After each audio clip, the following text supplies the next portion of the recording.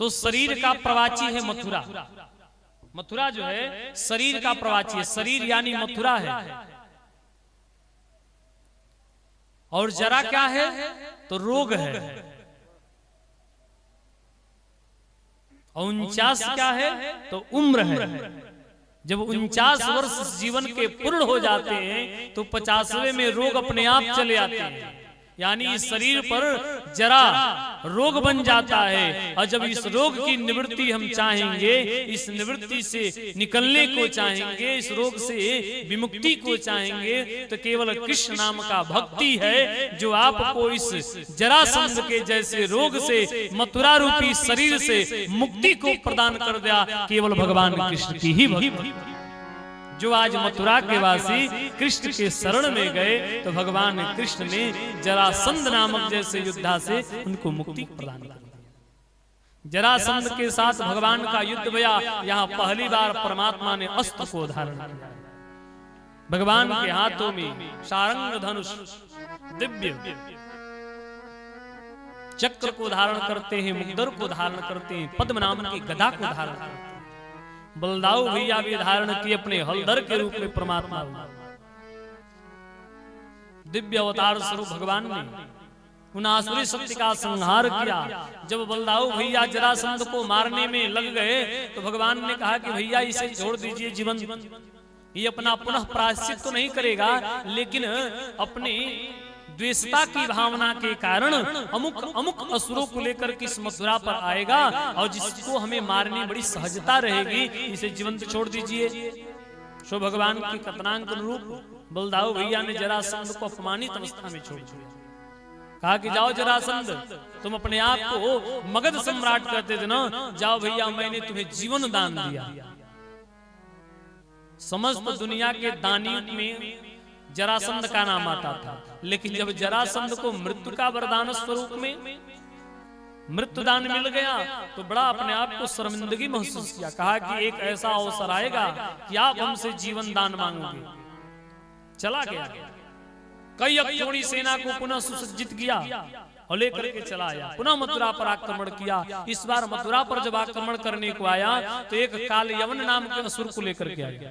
उसको ब्रह्मा जी का वरदान था, उन्होंने अस्त्र से मरता न शस्त्र से मरेगा।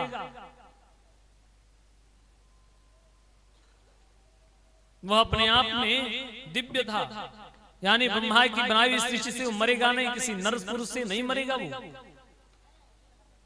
ऐसा वरदान उसको प्राप्त था। काल यवन उसका नाम था। काल यवन चलाया तो युद्ध में मारा ही नहीं जा सकता था, ऐसा वरदान उसको प्राप्त था। भगवत कृपा भई जरासंध काल यवन के साथ मथुरा पर आक्रमण किया। भगवान कृष्ण ने कहा कि हे बलदाऊ भैया, अब जो समय आया है हमें बड़ा चिंतित करने का समय आया है। लग रहा है कि मथुरा का परित्याग ही करना पड़ेगा। बोले चलो भैया, जो आगे है सो देखो जाए। सो भगवान चल पड़े।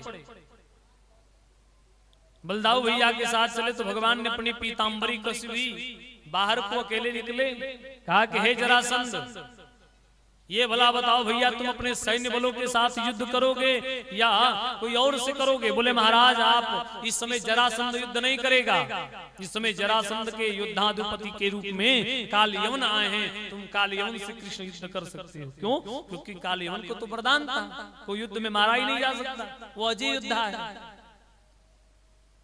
भगवान कृष्ण ने कहा कि तो ठीक है भैया, इसको तो ब्रह्मा बाबा का वरदान है कि ये युद्ध में मारा नहीं जा सकता, अस्त्र शस्त्र से नहीं मारा जा सकता, तो मैं इनसे मल्ल युद्ध करूंगा।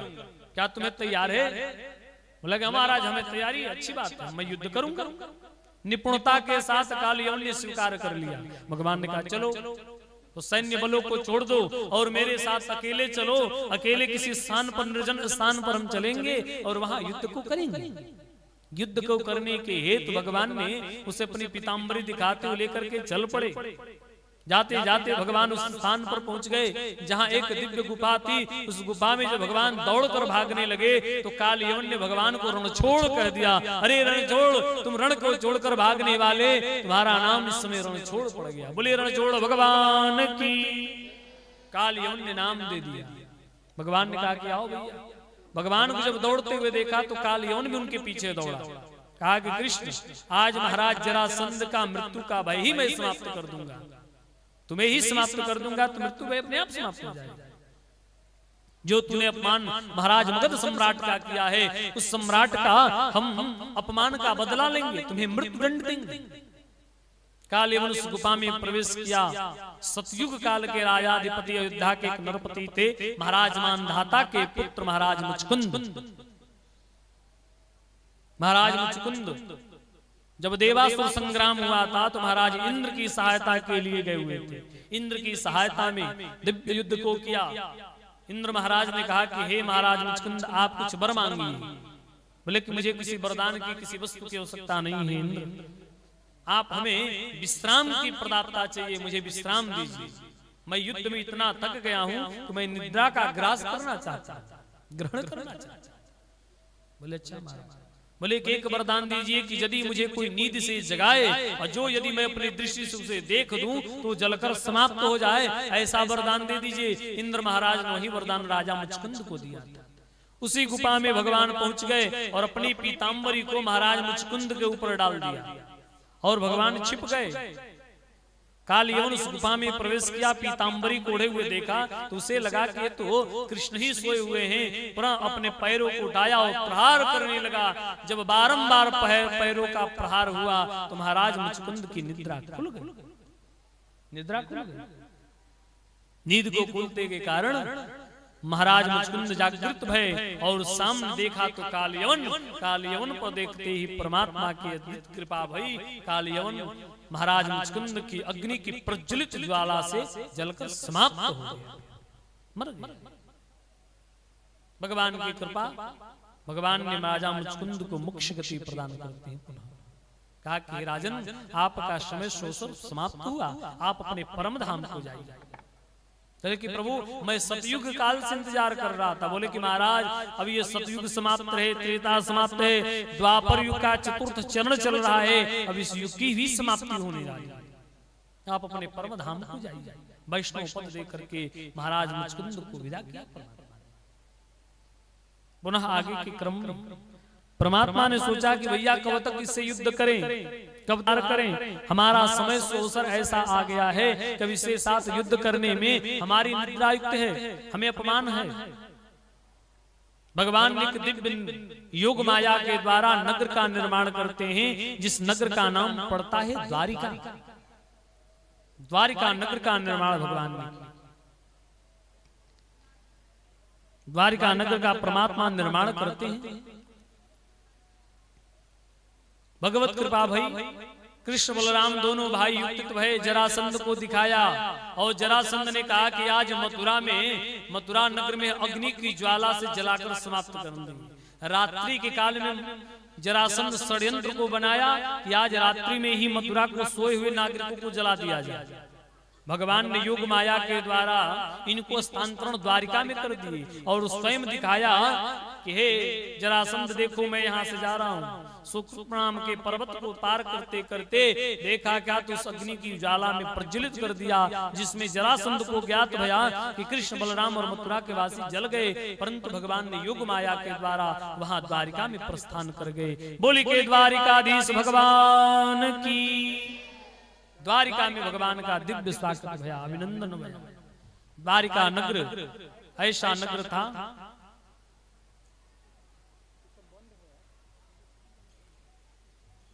भगवत कृपा, दिव्य स्वागत बंदन अभिनंदन हुआ। भगवान श्री नारायण की कृपा प्रसन्नत हुई। नारद जी महाराज का आज दर्शन भया है भगवान के सामने। भगवान नारद जी पहुंचे, भगवान दिव्य उनको दर्शनार्थ किया, अर्चन किया, वंदन किया। प्रभु हे सरकार, आपकी कौन सी लीला है, आप यह लीला को करें। बोले कि अब इस नगर की ही मैं अधिपति बनूंगा, द्वारिका नगर के राजा बनूंगा। भगवान की कृपा को की भगवान दिव्य अपने स्नेहमयी आशीष वचन प्रदान करते हैं। द्वारिका नगर के जो लोग हैं उनको पता ही नहीं है कि हम अमुक नगर से स्थानांतरण किए गए, उनको कुछ ज्ञात नहीं। उनको ये लग रहा है कि हम वर्षों से यही निवास कर रहे हैं। वहां की गलियां समस्त पत्थरों से मांडित की गई थी कहीं मूंगा आदि पन्ना हीरे जवाहरात से मंडित थी। दिव्य स्वर्णमयी नगर, भगवान की ऐसा नगर जहां कोई किसी प्रकार का द्वंद्व नहीं, एक दूसरे से विशुद्ध प्रीति में समाहित थे। सब लोगों का प्रेम अद्भुत था, अद्वितीय था, प्रशंसनीय था। भगवान की कृपा,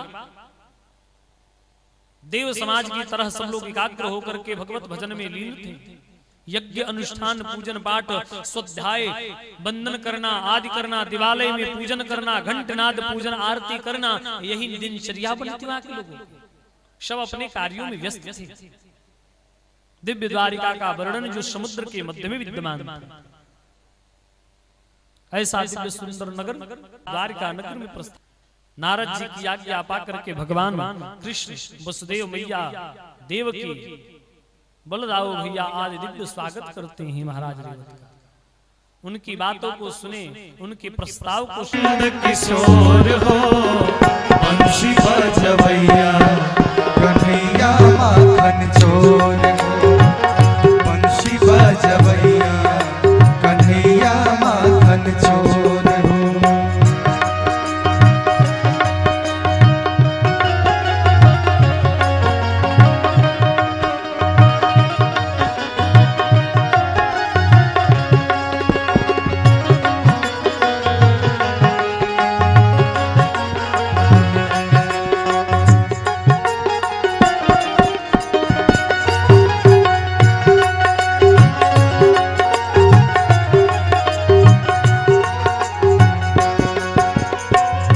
चकवा चकैया बाछा बाछी जौली गैया, चकवा चकैया बाछा बाछी जौली गैया, चकवा चकैया बाछा बाछी जौली गैया, चकवा चकैया बाछा बाछी जौली गैया।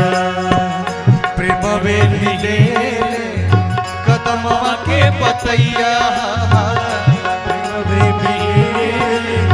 कदमवा के पतैया, प्रेम में मिले कदमवा के पतैया, प्रेम